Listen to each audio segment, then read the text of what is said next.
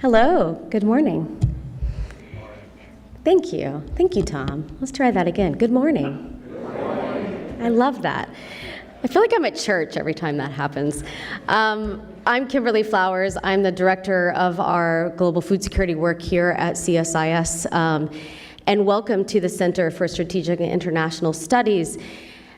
Today's dialogue is on the declining ecosystem and its impact on sustainable agriculture and the nutritious food that we need for a growing population. This event is a collaboration with the CSIS Global Food Security Project and the Food and Agriculture Organization, or FAO. We're very grateful to FAO for a long-standing partnership. It gives us this ability to jointly tackle topics that we really feel like needs to be elevated in the food security discourse. And this is certainly one that we don't feel gets enough attention. We have an exceptional, really exceptional panel coming up for you, so you're in for a treat. They're going to be able to talk to us about the linkages between biodiversity loss and the global food system, talking about the health of the planet, how that relates to our health, how agriculture can both contribute to this biodiversity loss, and how it could also be used to help conserve natural resources. I have to say, in doing my own homework on this, I have to think through, maybe there should be protests from students about biodiversity loss as much as there is about climate change, because it seems to be an equal threat to our planet and to ourselves. We're going to start this morning with Vimlendra Sharan. Vimlendra is the director of the FAO Liaison Office for North America. I'll let you read all of the bios. I won't do lengthy introductions today because we have a lot of speakers and limited time, but I'll just say that Vimlendra has decades of experience, especially working in the government of India on rural development, food, and nutrition. He has also been a representative for the Rome-based agencies such as FAO and Ifad and WFP. And Vimlendra will help frame the discussion. He'll also give a few highlights from the first ever FAO reports that came out this year on biodiversity loss, and he'll introduce our keynote speaker. Vimlendra, over to you.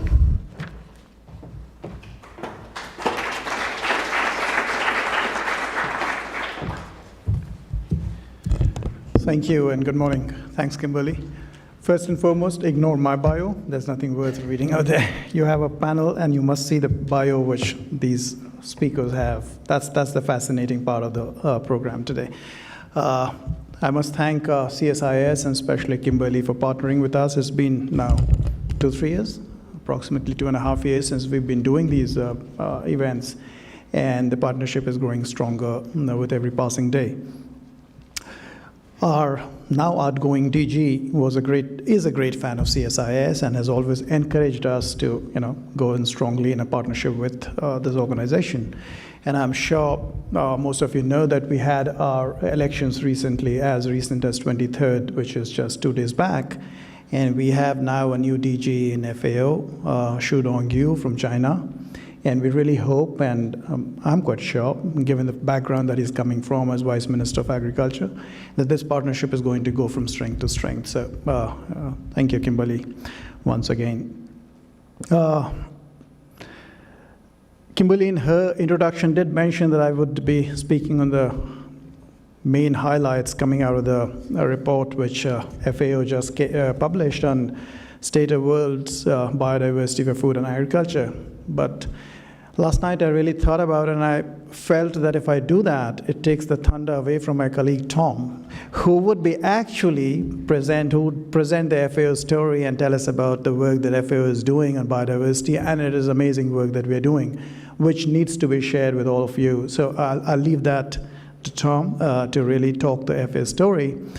I'll just mention one point for the thought amongst, just to leave one thought amongst you, is to, it's necessary for us to understand the distinction between sameness and oneness. The quest for sameness has actually led to the destruction of biodiversity. What we require is oneness, where every element of Mother Nature reinforces each other and makes it stronger. In place of that, what we see is, something which is best exemplified if we look at the crops today, that there are 30,000 terrestrial plants which are edible, of which about 7,000 are cultivated or collected for food, of which 30 crops feed the world, and of which only 5 crops are contributing to nearly 60% of the energy requirement of the world. So from 30,000, we're down to 5. So this quest for sameness needs to go if we want to preserve biodiversity, and that's my only message which I want to leave. We must work for oneness and not sameness. It's also my proud privilege to introduce to you our keynote speaker for today, and Tutwiler, who all of you know. Anybody who's working in this space would know. And for those of you who do not, she chairs the board for Water, Land, and Ecosystem Research Program at CGIAR, the Access to Seed Foundation, Bioversity USA. She's also a senior fellow with Meridian Institute. This is a new assignment that she's taken. She was with the Bioversity as a DG earlier. She is distributing her new cards to everyone, so better pick up the new card that she has with her as a senior fellow with the Meridian Institute. We also have close association because she was also the Deputy Director General of FAO, where she led the normative work in agriculture, natural resource management, forestry, and fisheries, as well as knowledge sharing, knowledge management, and capacity development. Was the coordinator, Global Food Security Office of the Secretary of U.S. Department of Agriculture, and has also worked with USAID and also in many positions in the private sector and foundations. So let me welcome Anne to give her keynote speech, and also welcome her with a great round of applause. Thank you.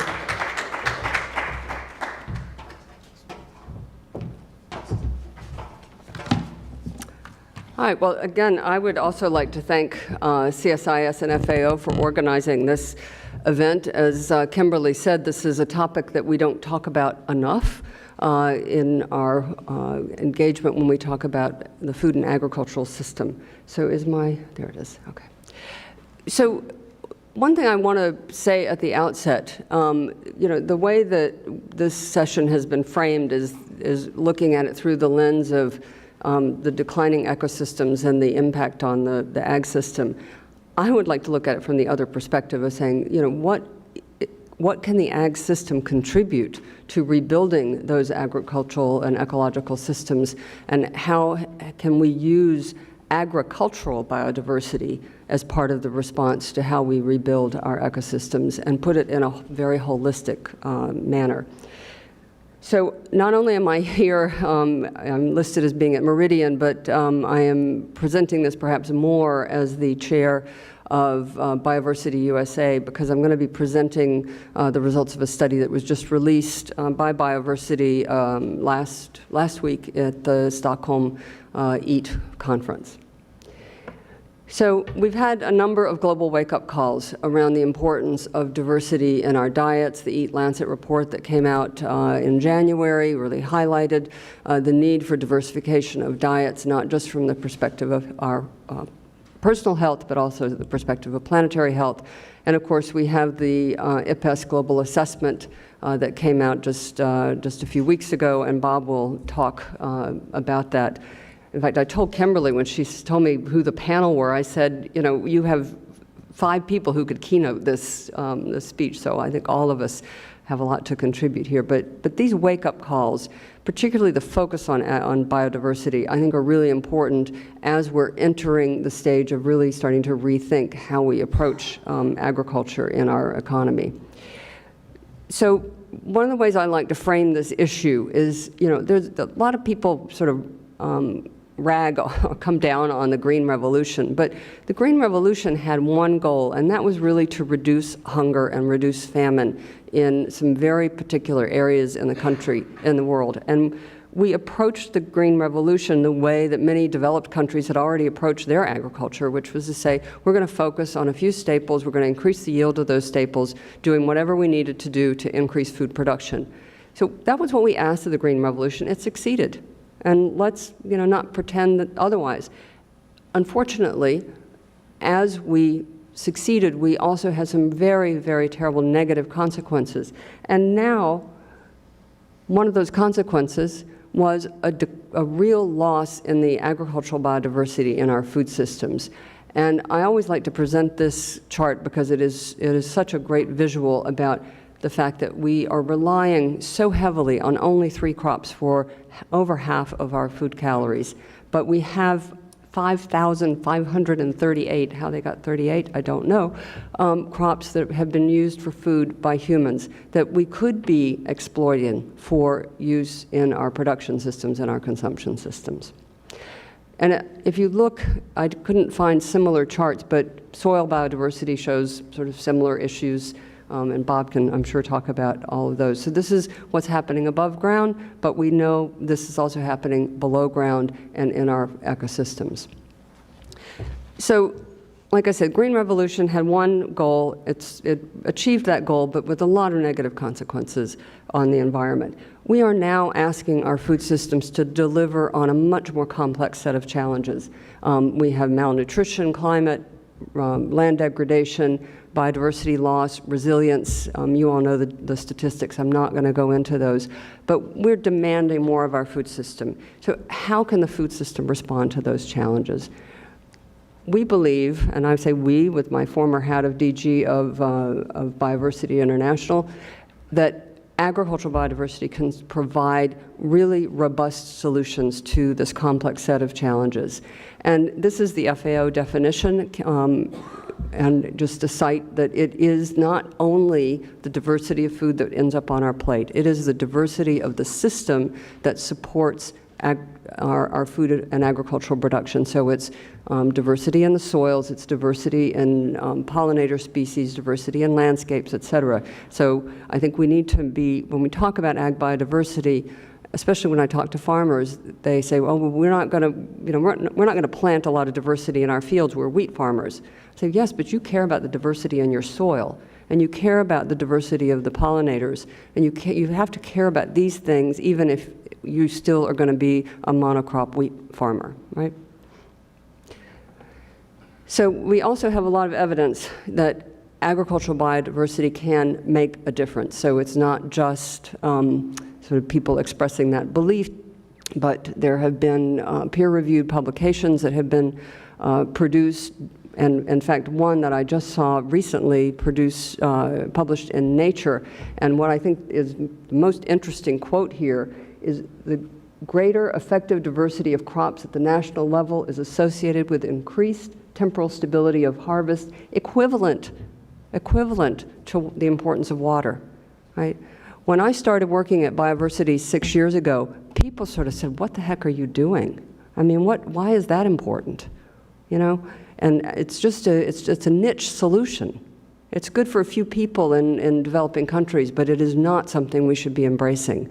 And here we have a report from University of Minnesota coming out saying this is an effective strategy for global food security. The countries that had greater diversity crop production suffered far fewer crop failures. So it's not just a nice to have anymore. So ag biodiversity at the genetic level, it's the foundation of sustainable ag intensification, resilience in our food systems. It's a source of healthy, year-round diverse diets. And not only at the national level, which I just quoted from this Nature study that was published this past week, also at the household level, you see greater food security for people who are growing a more diversity of crops. And these are, again, people in poor countries. But the value is often very underestimated. Naoko, 30% of national biodiversity strategies contain specific measures on ag biodiversity. There's no agreed standard, and I'm going to come to that in a second. And another issue which have been also working on the Food and Land Use Coalition report, which is going to come out at UNGA in September. And this idea that we should just simply do no harm with our ag production systems really has to change. We want ag production systems that are going to contribute to improving ecosystems more broadly, right? So we really need to turn that whole narrative around, and it's not just about conservation on this bit of land and we can do whatever we want with agriculture on that bit of land. We really need to think about how the two systems work together and contribute to each other. Okay, coming to the index. So one of the reasons Bioversity International created this Ag Biodiversity Index is because there were no indicators, agreed indicators, on how we measure ag biodiversity, but even more importantly, measure it in a way that was helpful to policymakers make decisions and see the path that they needed to go on. We had a plethora of status-type indicators, but they didn't really help a government say, what do I need to do to be better? So this is a very simple graphic of how the index is structured. We tried to keep it simple. 3 pillars, diets, production systems, and genetic resources, looking at commitments, what governments say they're going to do, actions, what they've done, and status. Today, I'm going to present just a report that came out looking at 10 countries. Bioversity is also developing an index that will look at companies and evaluate companies on how they are doing against these same set of pillars and the status, action, and commitment. But today I'm just going to talk about the countries. So this is a copy of the report. I urge you to download it and look at it. It is really rich. I was reviewing it this morning when I woke up. The detail it goes into about what each of these countries is doing and needs to do is quite impressive. And it's not meant to say, in this case, you know, India's #1, or Australia's at the bottom. It's meant to say in each of these areas, the different countries are making progress or not making progress, and really to say what are they doing well and what do they need to do better. This is looking at the progress score. So how are they progressing in terms of moving across these indicators over a period of time? And you know, what we really see is that, maybe in a not surprising way, that some of the developing countries, India, Kenya, Ethiopia, Nigeria, are making better progress than some of the developed countries in terms of moving towards more diversity in their production systems and in their consumption systems.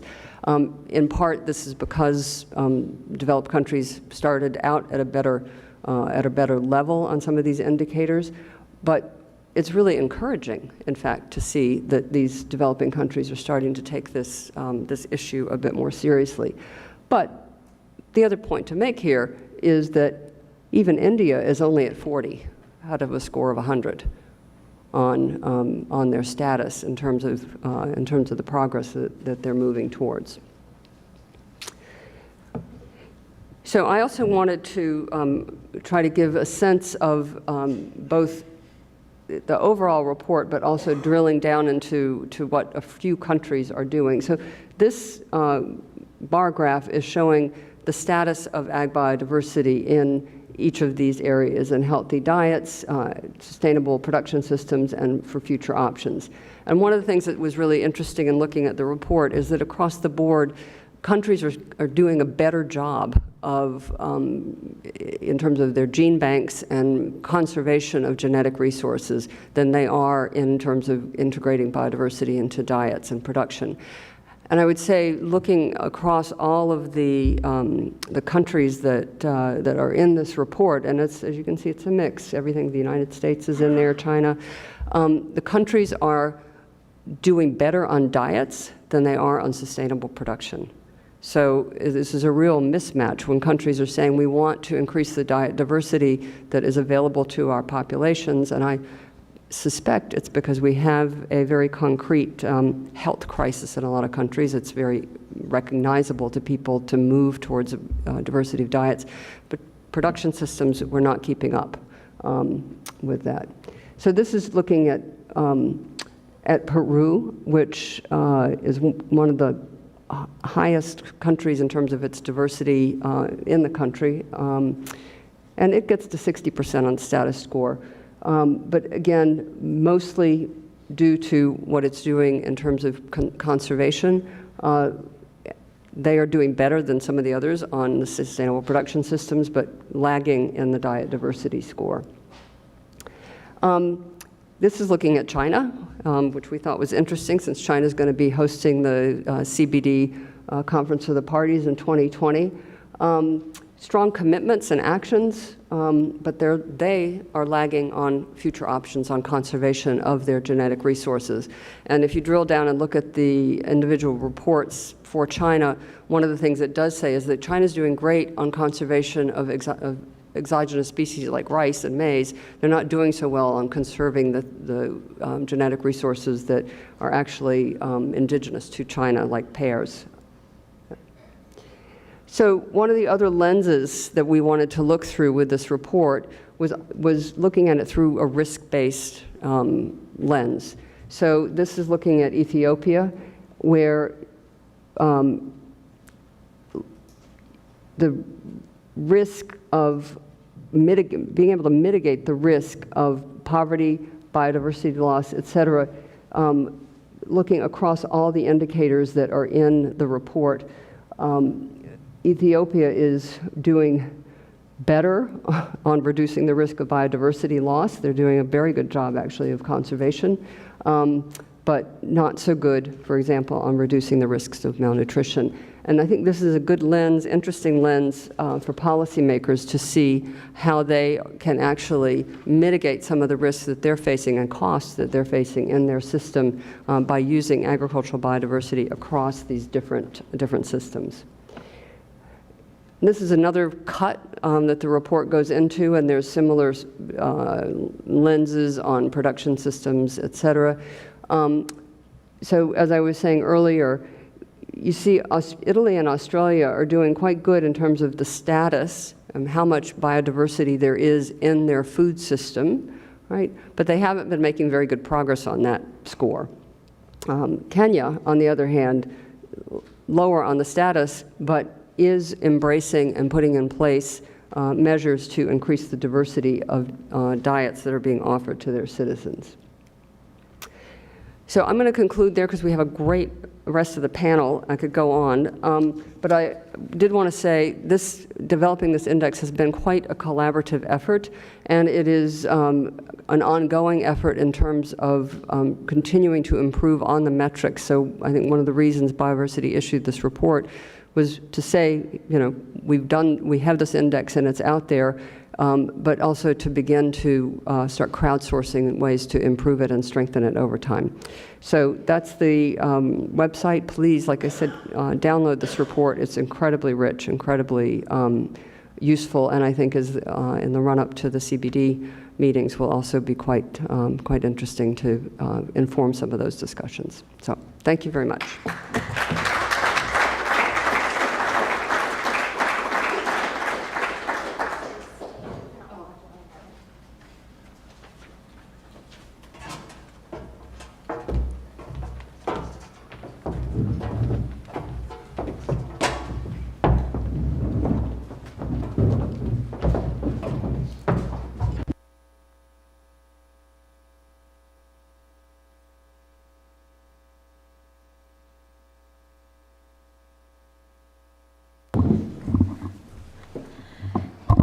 Thank you, Anne, for that presentation and keynote.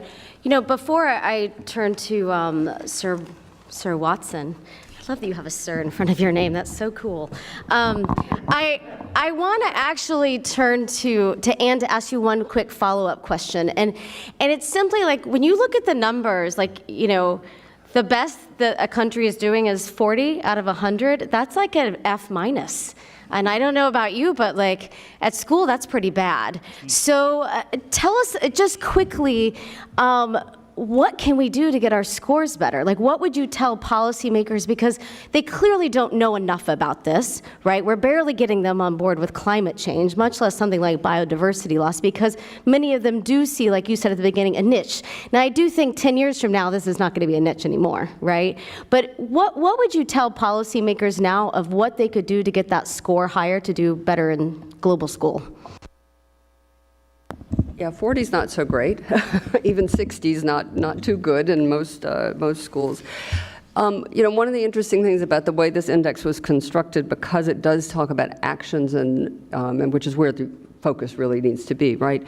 There are some policy measures that governments can take to improve their scores. For example, In Ethiopia, one of the recommendations is to improve the diversity in markets and consumption, is to improve the market functioning for local fresh products and the supply chains for products that fit that diet diversity score. In China, one of the recommendations is to really promote through policies, through incentives, more diversity in the production system. Right? So there are policy measures, and if you look at policies in developed countries that tend to support the prices of a few commodities rather than supporting production practices that are more sustainable or paying farmers for the benefits of clean water or soil conservation, soil carbon. So there are definitely switches that can be made at the policy level to start improving how countries are scoring. But you have to start somewhere, and I think this is the first report card that countries have had on how they're doing. And I'll stop there. I could go on. Thanks. Well, let's hope that we can school them to get those scores up higher. I'm going to introduce the panel very briefly. Start with Sir Bob Watson. He's one of the most influential environmental scientists in the world, literally. He contributed or has led pretty much every major scientific assessment that shaped international and national policies and actions. I do want to point out in my own homework to prep for this panel, I really liked a piece that he wrote in The Guardian. It's called Loss of Biodiversity is Just as Catastrophic as Climate Change. If you haven't read this or you want to know more about this man or this topic, I encourage you to write that down in your notes and read it. It's very short and it's very interesting. He also most recently chaired the Intergovernmental Policy Panel on Biodiversity Ecosystem Services, which also can be narrowed down to the acronym IPBES. Am I saying that right? Yep. IPBES? Okay, IPBES, there you go. And then next we have Nick Sekhran. Nick has had a lot of on-the-ground experience, and he comes to us currently as the Chief Conservation Officer from the World Wildlife Fund. His background is a lot with the United Nations, especially the UNDP, and at the UNDP, he was the global head of the biodiversity initiatives there. He's also has a lot of experience of integrating how you do biodiversity conservation into development planning and investment. So thinking through those linkages between economic growth and advising governments how you could perhaps do both. We also are very honored this morning to have Naoko Ishii. She is the CEO and chairperson for the last 7 years with the Global Environment Facility. If you're unfamiliar with this, is also, we have a lot of acronyms today. The Global Environment Facility is also known as GEF. It's an international partnership of over 180 countries, international institutions, civil society, and the private sector that's working together to address the largest global environmental issues of today. And then last but certainly not least, we have Tom Pesek. Tom has over 2 decades of experience in sustainable agriculture, food and nutrition security, and rural development. He is here today as a representative with FAO, our partnership in today's event, but he also has a lot of experience in a number of UN agencies, including 12 years with Ifad, which stands for the International Fund for Agriculture Development, as well as with WFP. Is it okay if I call you Bob? Yep. Okay, Bob. So, Bob, first, any reaction to Anne's remarks, and then, of course, talk to us about the IPBES, the highlights, and just, you've been working on this for a long time. So, what trends have you seen over the time you've been working on it? Thanks. No, I think clearly what Anne showed is that diversity is absolutely crucially important. We've found that in all things, even in our pollinators assessment, we found that if you were to lose wild bees, for example, just putting honeybees there, managed honeybees, would not do the same job. The more diversity you've got in nature, the more stable it is, the higher the productivity is. So it doesn't matter what part of nature we're talking about, diversity really does matter. So what were the key conclusions of IPBES? 150 scientists, supported by 300 more contributing scientists, put this report together.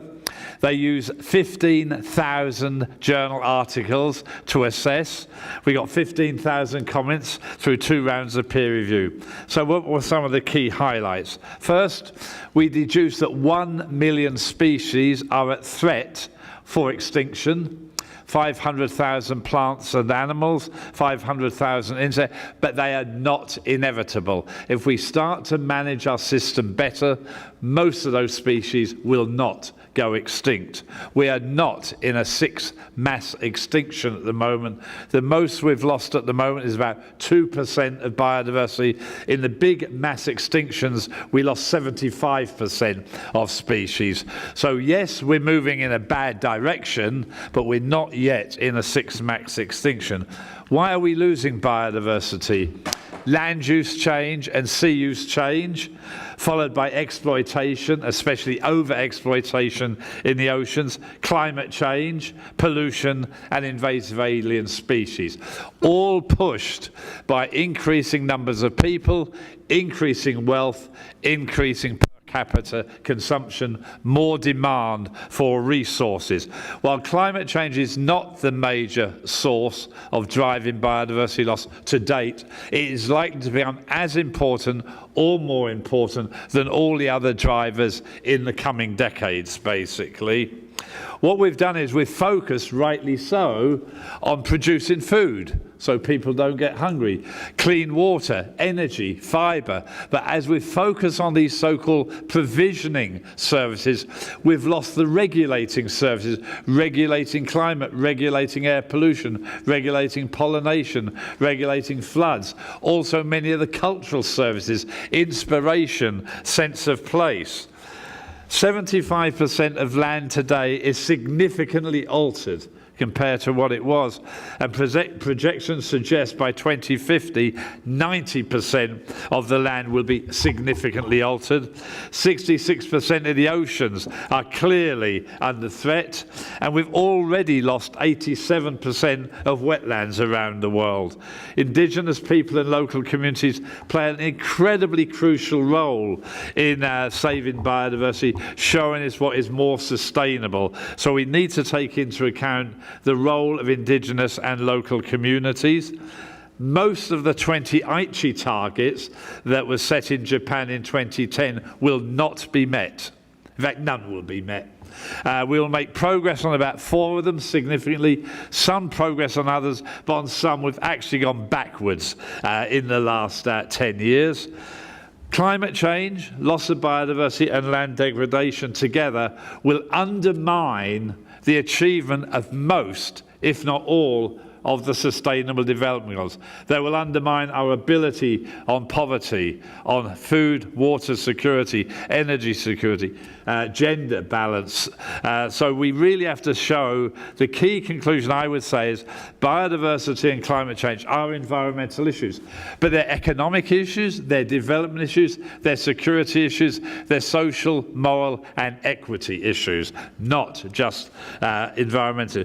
All of the scenarios we run, business as usual is not viable. Where we go for increased economic growth, not viable. And even when you've got regional competition, not viable. In all of these scenarios, we get continuing loss of biodiversity and a loss of ecosystem services or nature's contribution to people. If we have more sustainable scenarios with low population growth, we can do a better job. But even in our most optimistic scenarios, we still see the continuing loss of biodiversity. So, nature-based solutions, are they good or bad? Both. If we have reforestation and restoration of ecosystems with native species, that can help both biodiversity and climate change. But if we start to replace native vegetation with monocultures for afforestation or bioenergy, a major solution in the IPCC report for climate change, it will adversely affect, without any question, biodiversity. And if it encroaches on arable land, it will threaten food and water security and the livelihoods of the poor as well. So we have to look carefully at nature-based solutions. So what do we need? We need transformative change. We need inclusive governance systems.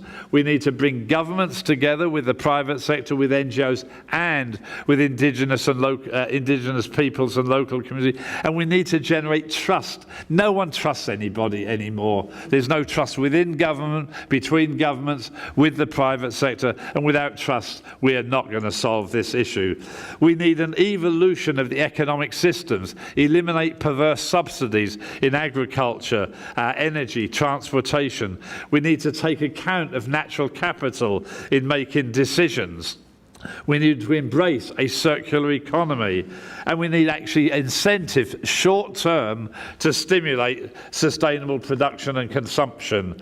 We need multi-sectoral planning.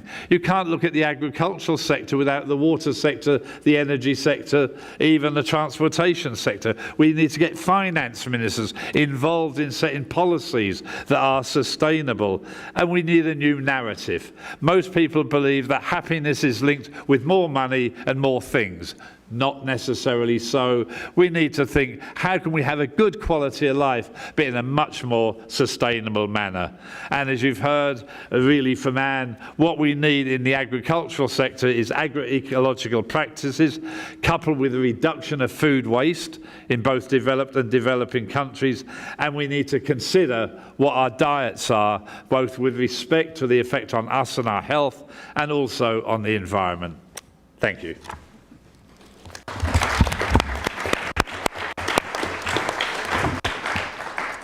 Wow, okay. So that paints a pretty grim picture. But Nick, as I turn to you, a couple of things. I mean, first, Bob certainly brings up the economic linkages here and also talked about the trust with the private sector. And another issue that I know you know well is around the SDGs. So if you can start or weave into your comments talking about how can we trust and engage the private sector in this? And is this issue going to really undermine all of our progress on SDGs? Agriculture is by far the biggest contributor to habitat loss globally. Some countries more than others, but it's up to 70% of habitat loss has been attributable to agriculture, and food production is an important part of that. Now, Bob has laid out the solutions landscape, and it's complex. Clearly, you need an integrated approach, and I think sometimes we're looking for magic bullet solutions. They don't exist. You've got to look at the totality, if you like, from a systems perspective, looking at the ecosystem, economic systems, and social systems in conjunction. Now, having said that, I'm going to simplify this a little bit by deconstructing that solutions landscape into three parts when it comes to ag and food specifically. The first is consumption, the second is waste, and the third is production.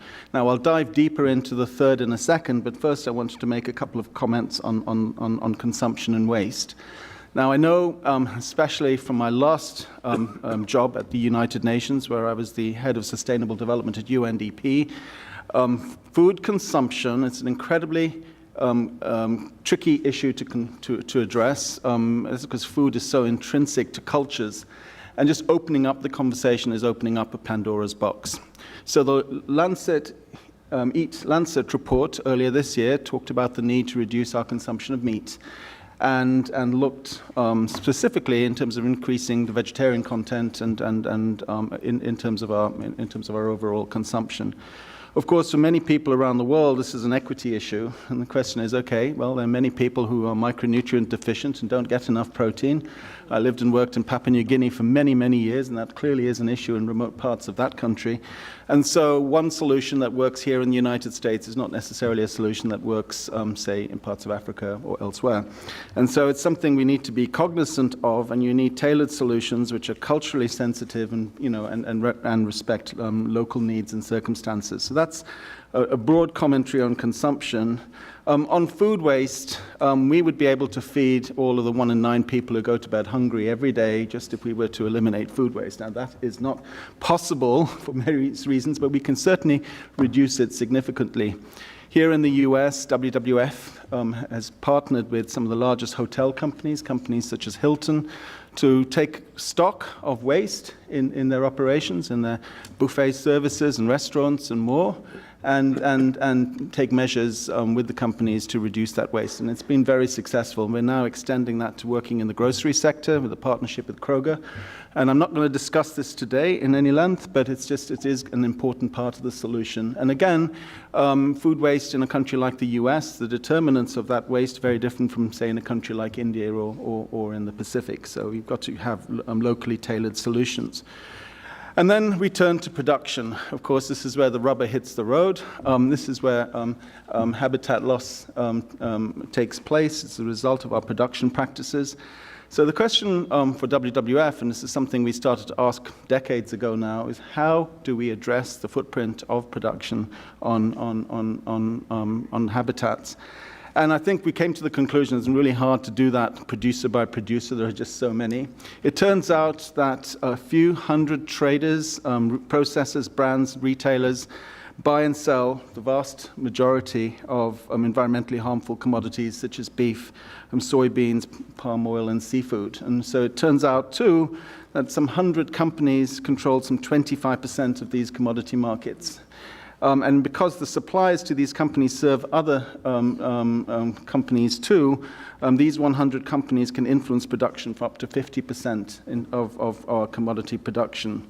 And so we've taken a very targeted approach focusing on companies such as Walmart. I don't want to single them out, but they're doing a good job. And looking at their supply chains, shining a torch on their practices and that of their suppliers, and looking to find practical solutions that can address the problem.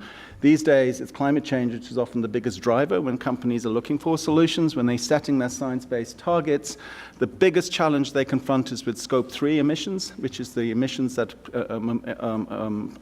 emerge in their supply chains and from their suppliers. And when you're sort of a commodity retailer, the question is, how do you do that in your far-flung places? And so you need to work on the ground as well with the governments at the local level, with the traders, companies such as Bunge and so on and so forth, who play such a critical role in influencing what happens in place in terms of finding solutions. Now, I know you wanted me to talk briefly about a field example. I think, and rightly so, until the recent uptick, we've all, I think, applauded the fact that deforestation in the Amazon fell over successive years. Now, whether or not that will continue into the future, I think, is anyone's guess. I bet it wouldn't for various reasons, which we shall not discuss today. But notwithstanding that, the fact is it has happened, but with displacement, and particularly into the Cerrado and Chaco ecosystems, which have suffered huge degradation. So we've turned our attentions towards dealing with that, working with large companies such as Walmart, Marks & Spencer's, Unilever, McDonald's, and many more, with the Nature Conservancy and with other actors like the Accountability Framework and the Soy Working Group and more. Now, it turns out, and this is a bigger issue, and Naoko, I'm setting you up because I think you're going to talk about this because it's something the GEF has turned its attention to, is if you're going to stabilize at the agricultural expansion into the wild frontiers, you're going to need to find a way to restore degraded land. And the fact is that in the Cerrado, some 100 million acres of degraded marginal land, could be used, if rehabilitated, for soy production, which would allow a 170% increase in soy production without expanding the loss of habitat. So then the question arises is, what are the incentives and disincentives that are at play in determining whether or not land is cleared, wild land is cleared, or whether degraded land is restored? And the fact is, there's a cost-benefit calculus.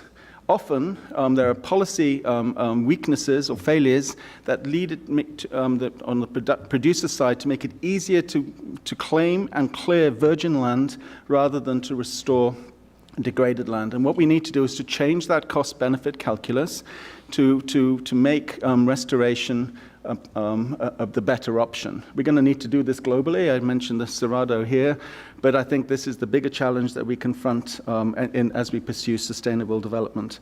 I'll stop there because I've probably used my five-minute time budget. Thank you. Thank you, Nick. Naoko, he did set you up, and in the terms of thinking through how does the finance angle come into this as far as what do we invest in to tackle some of these issues, and what are some of your big priorities as you're working on this right now? Thank you, and very happy to be here. I think the message from the science is extremely clear. Today we hear from FAO that Biodiversity International, we hear the IPBES, and so the message is very clear that we are human are becoming a very powerful forces against the ecosystem actually function of the earth. So unless we really change the way we humans have a pressure on the earth, that our future prosperity is not really secured. So the question to us is how we humans can change our way of doing business, particularly against the relationship with the earth system, the function of the earth, that Bob made it very, very clear. It's not just an environmental issue, it's an economic issue, social, it's a security issue, it's an equity issue. It's actually that we need to find a way to do the total transformation of our life against that, the nature, so that then we go back to your question, then what is our role, institution like a public financing institution in this sphere. So I think that then maybe the one particular maybe let me say this thing, that the 4 key economic system we really need to change is, number one is food system. As already mentioned, very clear from this table, how we can make our food system to be much more sustainable. Right now, the food system is completely broken. That as already mentioned, that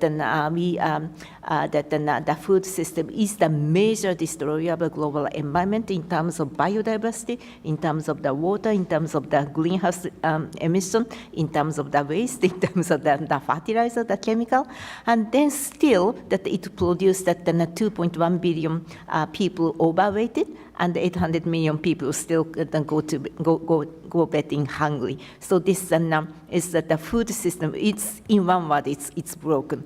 Then that going forward, food system is in perfect storm because still you need to feed 10 billion people without degrading environment anymore. So how the food system can really do it? So then that the total transformation of the food system is absolutely important.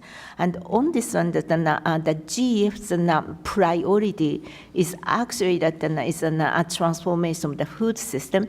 Actually, 2 weeks ago, our board approved that $230 million flagship program of food and land use and restoration program, and Bob was our keynote speaker at our luncheon. That Bob was extremely excited to hear directly from the chair of the IPBES about how the science is and how the institution like us is responding to the message from the science. This food and land use system program had 3 components in it.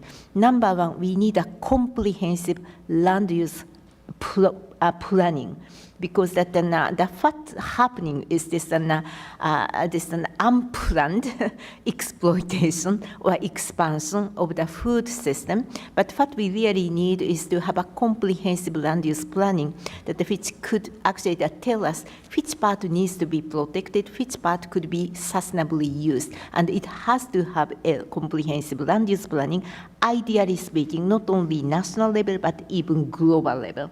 So that's number one. The second thing we need to actually push, we are pushing in that program is actually the value chain approach. We all come to know there are actually 4 globally traded commodity which are actually that destroying global the biodiversity and also the causes of the greenhouse emission, that the water, land, and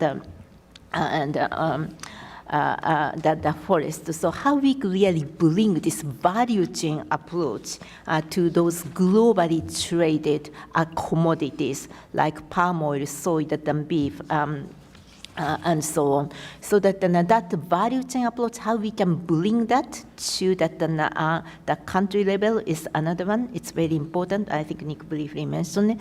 Then the last and the third element to this food and land use system program is actually the landscape approach or jurisdictional approach. Bob already mentioned that the role of the policy is very, very important. So how we clearly transfer the policymakers to do the right thing at the jurisdictional level, so that the jurisdictional approach is very important. So comprehensive land use planning, that the value chain approach, and landscape or / jurisdictional approach, how we really bring those three key elements together.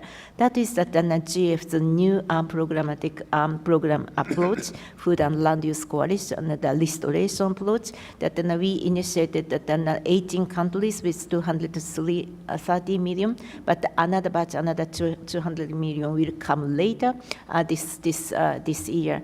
But one thing I just want to mention to conclude, this rolling out this food and land use program is a huge challenge because our human world is still siloed very much by ministry, by national and local government versus private sector, by conventions. So when we try to roll out this comprehensive food program approach, what we were encountering is this man-made silo of vested interest or ministerial demarcation, and that then trust or lack of trust between private sector and the government, so that then we have been encountering a lot of man-made silos. But then value of this rolling out this kind of program is to how to de-silo of those man-made silos. And what I really feel quite excited is that when we visit some of those key countries and to bring environmental minister and agriculture minister, sometimes transportation minister together to talk about what kind of food system you want to have. I was very pleased that in Peru, the president really opened the dialogue and bring that environment and agriculture together to talk about it. So that we just need to have that kind of dialogue at the country level and bringing value chain, the landscape together. So that will be my, actually the GF's contribution to address this broken, inefficient food system, which is in perfect storm. Some people already mentioned the year 2020 is a super year. That we have so many important international events in 2020. That the COP, CBD COP is hosted in China, by China in 2020. That the post-IG biodiversity target will be discussed. The climate and the change arena, that the NDC needs to be updated, reviewed and updated. And then that there is an ocean conference in 2020. And I have seen this, and the nature is rising enormously in this global international policy discussion. So I think we really have to seize this political momentum to put the nature and much more frontally. It's not just the environmental issue, it's really economic and social equality, security issue. So how we could really bring our forces together to seize this political momentum in 2020. So that will be my goal. Thank you so much. Thank you so much. Tom, talk to us about the FAO story. How does this fit into some of the things that FAO has been researching? And what do you see in terms of positive trends? Do you see any glimmers of hope that you can help us out with? Well, I'm an eternal optimist, but even I can't sugarcoat the current situation. I think the colleagues who've spoken before me have covered well the lay of the land and really set the stage for what's happening in terms of biodiversity loss for food and agriculture. And so I'll focus less on the highlights and key findings of FAO's state of biodiversity and for food and agriculture, but there are a couple of things I would like to note about the report itself.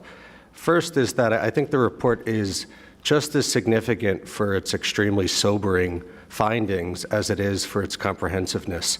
The report is the result of over 5 years of work based upon 91 different country reports with over 1,300 contributions, including inputs from 27 different international organizations and over 175 authors from around the world.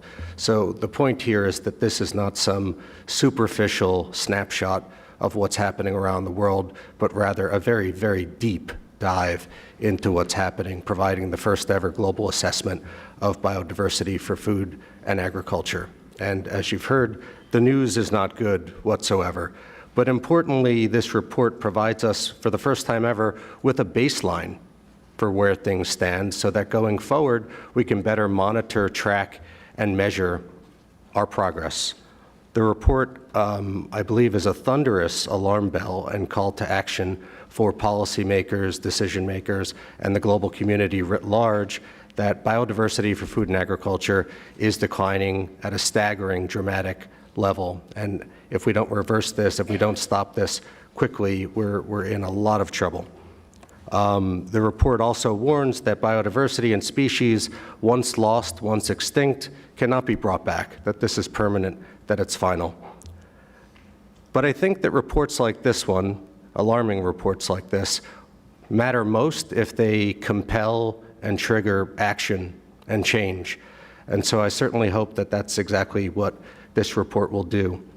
And I think it's easy to feel pessimistic listening to the speakers here on this stage. And certainly in reading the FAO report, it would be easy for one to conclude that all is lost, that we face a series of impossible challenges and scenarios without solutions. But I think if you read this report more carefully, and I certainly encourage all of you to do just that, I think you'll see that a lot of these seemingly impossible challenges are actually fantastic opportunities in disguise. They offer windows of opportunities through which we can transform agriculture and the broader food system in a way that makes it more biodiversity friendly.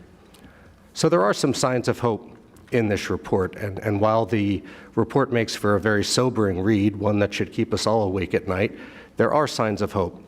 It shows us that we do have the knowledge, we do have the practices, we do have the technologies in order to transform things and in order to better protect and safeguard biodiversity.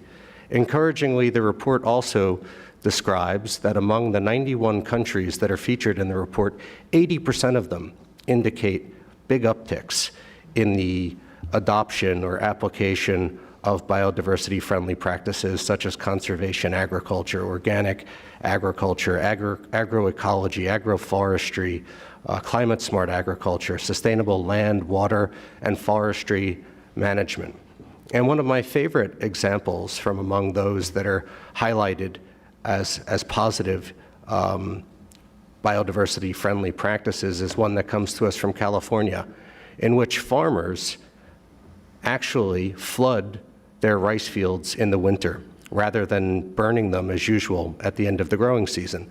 And what this has done is it's created 111,000 hectares of wetlands and open space for some 230 bird species that were on the brink of extinction. And in a very short period of time, these birds have increased in population, many of them doubling in a very short period of time. And the reason why I find this interesting is if you think about it, this really requires very, very little investment in terms of human and financial resources. But look at the impact and the benefits it's yielded in a short period of time. Now, Kimberly, to your question about FAO, I think it's, I thought about this in listening to Anne when she cited that agrobiodiversity was first coined by FAO in 1999. FAO has been doing work on biodiversity, safeguarding and protecting biodiversity since its genesis, since its beginning nearly 75 years ago, but only recently we have a name for it. It used to be called something else. So it's something we've been doing all along.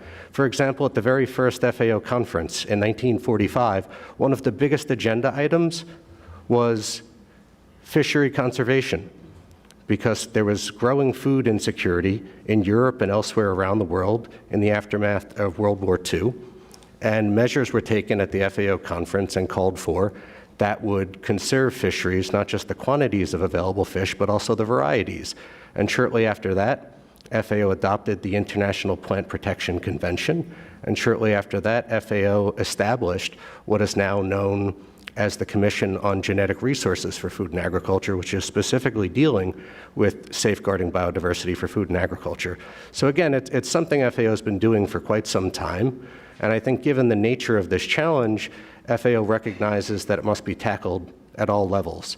So from the farm level to the local community level to the national, regional, and global level. At the global level, FAO has been doing a lot of work to try to promote and improve policy coherence within the UN system itself. So working closely with UN Environment, with UNESCO, with the World Bank, with our colleagues at the Global Environment Facility who we have with us here this morning. Also working across our 194 member state countries, trying to build consensus at the intergovernmental level, and also trying to promote policy coherence among them. And I think very importantly, FAO is also working beyond the agricultural sector, trying to build bridges across the agricultural sectors and the other relevant ones in this space, especially the environmental actors. And one last example is that in 2017, FAO established the Biodiversity Mainstreaming Platform that's intended to fill knowledge gaps, to improve coordination, policy coherence, and to promote enabling policies and frameworks at the global, regional, and national level. And in 2018, FAO hosted the first ever global multi-stakeholder dialogue on biodiversity mainstreaming at our headquarters in Rome. And since then, we've rolled out a series of dialogues at the regional and national level. There's going to be a big regional dialogue in Latin America and the Caribbean later this year, and then one in 2019 in Asia. And there are a lot of activities happening at the national level in parallel that feed into this. Thanks, Tom. I'm going to ask one or two quick follow-up questions, but I will turn to the audience. And for the sake of time, we may only have one round, so don't be shy. Have your question ready. Bob, I want to turn to you first. You know, Tom talked about the thunderous alarm bells of the FAO report. You know, you all have now 3 reports that you need to read coming out of this event. But and Naoko, you talked about, you know, the broken food system, but that we might have this political moment to seize. So my question to you, Bob, is, I mean, the alarm bells have been ringing for a little while. It feels like nobody's listening. Is there a real political moment to seize here? And if so, maybe it's the 2020 event that China's hosting, but what is it that global policymakers, because they have very limited attention spans, what do they really, it's true, right? They have a lot of competing priorities. What do they really need to know about this to really make change? First, I would say you cannot look at climate change, biodiversity, and land degradation as 3 separate issues. You've got to deal with all 3 together. You can't deal with them as environmental issues, as I said earlier. They're development, economic, social issues, etc. I think the meeting in China next year is the opportunity, but if they only come up with a series of new targets without actions, we won't make any progress. So targets without actions don't lead anywhere. We proved that for the 2010 target. We've largely proved it for the 2020 Aichi target. So I think the time is indeed China next year, but we need the conventions to work together. We need government departments to work together. These aren't issues of the Environment Department. It's the water, the energy, the agriculture department, the finance ministry. We need the international organizations to work together. So we need much more cohesion. But China, I think the meeting in China is the opportunity. And Nick, I have a follow-up question for you, because Naoko also talked about those man-made silos, which any of us know if we've worked on the ground or in government, right? It's a challenge everywhere, and something that Bob just talked about too. What best practices or what can we do to break down those silos and kind of create that collaboration that we know we need between all these different groups? Any examples from the country level? You know, you asked me a question about the SDGs, and I failed to answer it. But I think the answer lies within the Sustainable Development Agenda, and it's about recognizing the interrelationships between these three conjoined systems: ecosystem, social, environmental. Now, it's a complex world. Okay, so look at this from a three-dimensional perspective. The question is, and someone's termed this systems acupuncture, what are the pressure points that can have a huge impact positively on all three systems? Or if there are trade-offs, what are they? Because surfacing those trade-offs, I think, is really important. Too often we present silver bullets as solutions and forgetting that there are really big externalities and negative impacts. For example, here in the US, there is an entire body of investors who are absolutely certain that the future of food production is in vertical farming. Okay, which is which is great. You can see these facilities in California and so on and so forth. But my question is, what are the billions of smallholders who depend on smallholder agriculture for their livelihoods and for their food security going to do in the future? If our solution is going to be in industrial agriculture, okay, but what about the future of jobs? And so you've got to really start to look at this through the economic and social prism as well, and not just the environmental one. Are there solutions? Well, I think integrated planning, and I think the effort that the GEF is making in this space, and actually I think all three programs that Naoko spoke to are getting at I think the future, which is to work in a more integrated way. And I think to me that is what we need, where we need to focus. And Bob and I were discussing before we sat on the podium, and it says really the future of IPBES really ought to be looking at these solutions and things. Where are the points of best investment in finding these solutions? As always, we always run out of time for all my great questions, so I want to turn to your great questions. We'll have microphones in the back to run to you. Let's come right to the front here. Let's have Colin in the back. Let's have this woman in the front here. In any order, doesn't matter. Carolyn, you can come to the woman here on the end. Eilish, we can do Colin in the back, and then we'll come to you. Go ahead and please stand and state your name and organization if you have one, and be brief so that we can try to get through as many of you as possible. Please go ahead. It's on. Can we turn it? Thank you. That's better. Hello, my name is Sophia Finster. I work at Plethora Global, and our mission is to reinvent how the public, private, and social sectors engage to solve global problems. So Bob, I loved you talking about partnerships and the need for that, and I loved hearing you say that we need to be working with Indigenous communities. So I have a two-part question. One, what have we been currently doing to work with Indigenous communities and learn from them? And also, how can we help small farmers and large farmers work together to solve these problems? I've talked with a lot of small farmers, permaculture farmers and aquaponic farmers, and they're often very hesitant to want to work with more large-scale farmers. So how can we help those partnerships happen, and how can we partner better with Indigenous communities? Excellent, thanks. Carolyn, you can bring the microphone right here to the front. Colin, go ahead. Yeah, hi. I'm from One Acre Fund. We work with smallholder farmers in East and Southern Africa. And I'm really interested in the question of behavior change at the farmer level, at the smallholder level. One of our biggest challenges is how do we get the farmers we work with to diversify? But if you just have a few acres of land, take our Kenyan farmers, you're going to want to grow maize to feed your family. And we've actually really struggled to get our farmers to adopt sorghum and millet. So I'm just interested if there have been any successes of driving behavior change at that level, and really it's taste preference at some level for those families. It's a really good question. Sir, go ahead. Sure. Thank you. Piotr from just graduated from SAIS, and during my time there, SAIS is a policy-making school, and we did economics as part of it. But economics is so outdated. It's all about consumption-driven. And Bob, I have to say, it's so refreshing to hear passion. We lack passion, and people are deterred from passion and facing the big questions. And I run a blog in my meantime, and my age are, social media driven, and I feel like people jump on the bandwagon of, oh, let's be sustainable and let's, be eco-friendly, but they don't actually know what it means and what it actually really takes to do the effort. So my question is primarily, what can we really do to get the mindsets to change of people, not to look at purely what we can use environmental ecosystems for our own gain, but just for the actual preservation of what they are and their own amazing, the fact that we exist in the way that we do, and how we can, change people's minds to put the environment first and consumption second. Thank you. Great. Let's go ahead and grab a few more questions. Do we have any? I know we have some journalists that were supposed to come today. Any journalists in the room? Doesn't mean I won't call on you people that have questions. I'm just curious.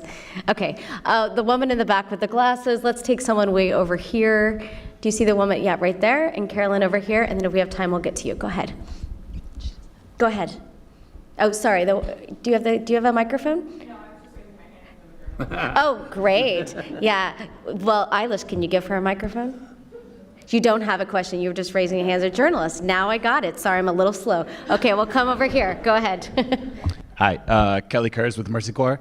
A lot of people look at biodiversity improvements as a thing you do once you're in a stable context. Can you talk more about these unstable contexts, humanitarian issues, and how policies or practices you are thinking about to safeguard biodiversity in those situations?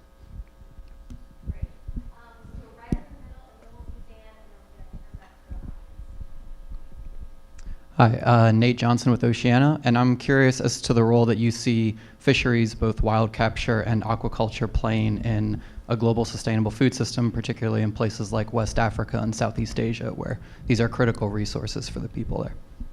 Glad you asked that question. I see Whit in the audience from CSIS, who's our Director of Ocean Security. I'm sure he'll be happy to hear that. Let's do Dan, and then one more, the one behind who's been very patient, and then we'll turn to our panelists for final remarks. Dan, go ahead. My name is Dan Silverstein. I'm a private sector advisor. Do any of you know if anybody's talking to teachers, to school boards, to talk about integrating curriculum courses to teach children? That's it. Thanks. Or to teaching universities where teachers learn about teaching. Great. Final question right here. Hi, my name is Stephanie Mickelson-Correa, and I'm a AAAS Science Policy Fellow hosted at the EPA. And I'm curious if you could speak to the role of biotechnology in these sort of integrative approaches that you mention, especially because, there's a great deal of misinformation about the science and the safety of plant biotechnology. And so just curious if you could address sort of the role of plant biotechnology and then also how we deal with sort of public communication about the science and safety. Excellent questions. Usually I take a round of 3, and of course I did that different this time than I told you guys would do. We've got a whole bunch. How we're going to do this, panels, we're going to start with you, Anne, and come all the way down. I know it's lightning because we have 10 minutes, so address what question applies to you or that you want to address, and then we'll give the final words to Bob. Anne, please go ahead. Yeah, I think to me the most important takeaway from this is that we are now understanding that food and agricultural systems is the entry point for addressing these issues that we've all been talking about. I won't reiterate them. And you're right, policymakers need simplicity. And if you say, go through this food and ag system and you're going to hit a lot of the targets you care about, everything from diet to health to ecosystems, et cetera, I think it's a useful lens that we're putting on this very complex set of problems right now. Just a couple of points to pick up. So from the 1 Acre Fund, I think we shouldn't expect that every single farmer has to have a diversified production system, right? I mean, some people, it's going to be more effective for them to be growing 1 or 2 crops and not 15 or 20. But what we need to do is to produce those commodities, and I think, Naoko, your sort of supply chain-based approach, we need to make sure we're producing in the most sustainable way, the most regenerative way, if I can use that term, when we're talking about these sort of major commodities. So let's not get it down to every single farmer has to do, we're talking about landscapes, we're talking about overall production systems, what's in the markets and what people can buy. to Dan's question, there is a lot of work starting to happen at the school level in developed and developing countries, and I do think it's an important entry point because we have to change how the future generation thinks about food and agriculture and understands that. I am going to answer the biotech question because I think it's an important one. It keeps coming up. You know, one of the topics, comments in this report that I presented was to say that, I forget which country it was now, but you know, when you talk about some biotech interventions, it's not so much that they're biotech or not biotech. What they can lead to is more of a monoculture approach that is not necessarily supportive of an ecosystem approach.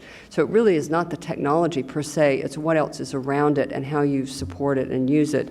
My old organization, Bioversity International, works on bananas and banana diseases. They are nasty diseases, and it's very difficult to solve them. And we actually released with the Ugandan government a biotech banana because it was the only way to solve a particular banana disease that was really hurting smallholder farmers. So it's not yay or nay, it's how do we look at it in the context of the production system and the problems that it's trying to solve. Thanks. Great. Tom, final thoughts? I mean, first of all, I agree with everything Anne just said. Starting with the 1 Acre Fund, I think that nothing breeds change and adoption like success. So I think especially smallholders who are very risk averse, but also in some ways farmers are the quintessential entrepreneurs. I think if they see that something's working, they're more keen to adopt it. And so I think producer organizations and farmer organizations have a big role to play here, especially in de-risking this to an extent for them. I think with regard to the question on biotech and even fisheries, I think that given the scope, I mean, not the scope, but rather the scale and the magnitude of the challenges at hand, I think that we're in an all hands on deck situation. And I just think that solutions need to be local and context specific. So I think that we need to have all the tools in the toolbox at our disposal and determine what's appropriate when and where. More broadly, I think one of my key takeaways is that the challenges we face to solving these problems are kind of classic in a sense that they're the same ones we've had for many years. We need a multi-sectoral and multi-stakeholder approach to all of this. I fully agree with what Anne said about how the challenges we face, whether it's demographic challenges or sustainability or climate change or food and nutrition security or biodiversity loss and ecosystem loss, food and agriculture are really the entry point and at the heart of the solution to all of those things. And I think what we really need is for the different sectors to really begin in a meaningful way to begin talking to each other and collaborating, as well as with governments, the private sector, producers, and civil society. Thanks, Tom. Naoko? 2 quick points. I have been just thinking about where is the pressure points to really change that to make the food system more sustainable. Yes, that political leadership is important to bring those different ministers together, but also the role of the consumers and the investors become also very, very important. If the consumers are given the more information about if your chocolate deforest the Ghana and the Cote d'Ivoire, you may think about it and which chocolate you may want to buy. So that the palm oil, that the soybeans, it's all same. I mean, that how much information that we were able to provide the consumers that which will change, I think I said that the behavior of the consumers, same thing of the investors, how much that the investors can change their investment, the decision. I think that the role of the information is absolutely important. And I'm very happy to see also that the role of the smallholders pop up in the questions. Whenever I have a conversation with the rolling out the food and land use program, from president, but also from the private sector, that the private sector operating in the north, actually talking a lot about the role of the smallholders, in order to make their supply chain sustainable, they actually see the role of the smallholder very, very critical. So I think that if we really promote this value chain landscape approach, there is a lot of the opportunity for us to do that. The smallholder road to be really secured. My final point: New Deal for nature.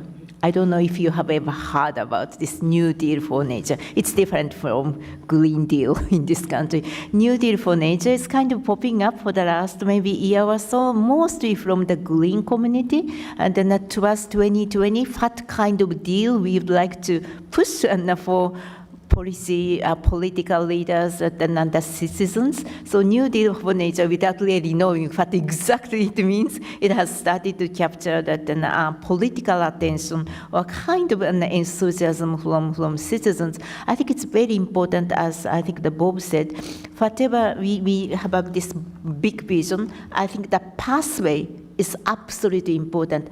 Action without pathway really doesn't, the target without action really doesn't bring much. So whenever we say that the New Deal for nature, a lot of targets, but then how you can really drive that and come up with a pathway to achieve it is extremely important.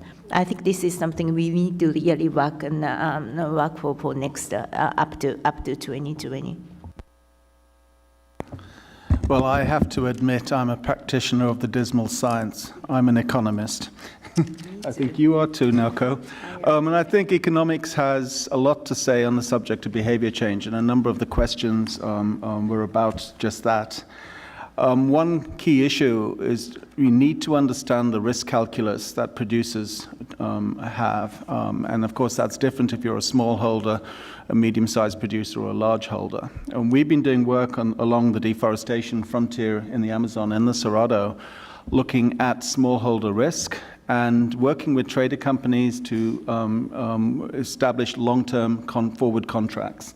So to get them security of contract with a view to trying to stimulate shifts in their production practices, and in particular to invest in the restoration of land and the maintenance of productivity on existing land plots rather than expansion into the forest frontier, across the forest frontier, I might say. The second point there is working with financial institutions that provide input finance for farmers. They typically borrow and to purchase their inputs, their seed and fertilizer and everything else. And so to work with them to understand what the risks are, also in terms of payback horizons and so on and so forth, to ensure that they also similarly look at more preferential deals. And that does require working with cooperatives and often in place medium-sized and small producers working together. So these are the sorts of things which are happening on the ground in the field. And they come from an understanding, if you like, of the risk calculus that producers face. Turning to consumption, Naoko, I don't know about you, but when I go shopping, I mean, you hear this, and I consider myself to be well informed. It's really difficult, nonetheless, to distinguish between the footprint of various products that you purchase. And I think we at WWF have been thinking about this, and I don't know, I'm looking at my colleagues to say whether I should mention it, but we're saying that we really need, like we have calorie counters on our food, some kind of earth calorie system, so we're able to understand better the footprint of our food and consumption choices. And that's something we do not currently have, and you can understand it is a little overwhelming for all of us as we try to do the right thing, but sort of confronted with this vast choice. Turning to the oceans and fisheries, the big challenge, of course, here is that some 70% plus of fisheries globally are either fully exploited or overexploited, and the trend is getting worse. And similarly, aquaculture is no solution because it's led to huge transformation of mangroves and other coastal ecosystems around the planet. So the big question is, what do we do to transform this sector? So critical in terms of protein. 2.4 billion people around the planet depend on fish as one of their primary sources of protein. And that there are good examples and some simple things. They don't sound simple, but marine protected areas.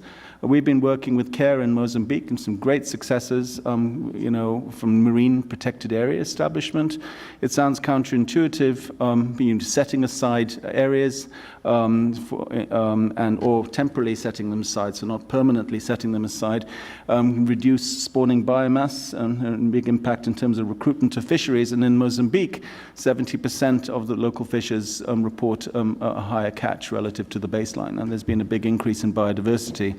This is not going to be the magic bullet solution for the planet. We're going to need to look at offshore mariculture. We're going to need to work out how we address the environmental externalities of that, and much, much more. So technology will play a key part in our future.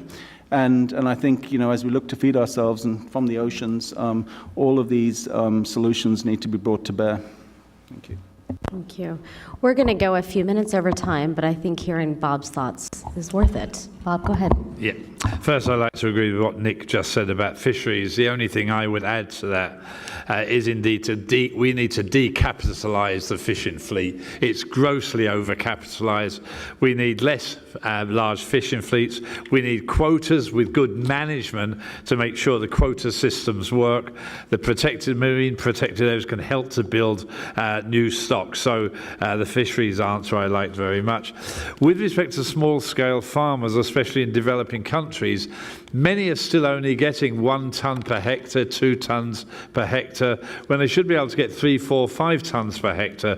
Why aren't they? It's rural development. They're not technologically limited, or it's not a technology limited issue. They need better seeds. They need appropriate amounts of agrochemicals. They need knowledge. They need extension services that recognise many farmers are women, and yet they're male-dominated extension services.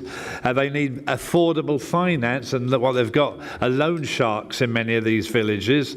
They need infrastructure, roads and storage facilities. So it's basically a rural development challenge. It's not a technology challenge for today. But as climate changes, we will need to have biotechnology, which should not be equated just to GMOs, because it's far broader. So understanding the genetic makeup of our plants will help, even classical plant breeding. And that's very, very important, not to mix up GMOs and biotechnology as synonymous with each other. And clearly, as climate changes, we need breeds that will be either more flood resistant, temperature resistant, even salinity resistant. So there is a role for technology, but today it's not a technology issue. It's a rural development issue.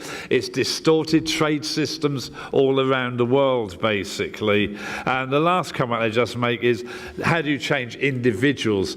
I think this actually goes back to education. I think we need schools that do have education talking about these environmental issues. It works really well with school children and recycling. They learnt about why we should recycle. They came home and told mummy and daddy not to throw the tin can away or not to throw the plastic bottle away. If we can educate the children, they can help to educate the parents, basically.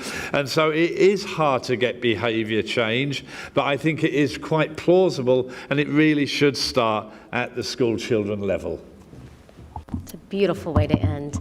Thank you so much for joining us today. For those that are here in person, what a great audience and great questions. And thank you for those watching online. Please give a round of applause for our speakers.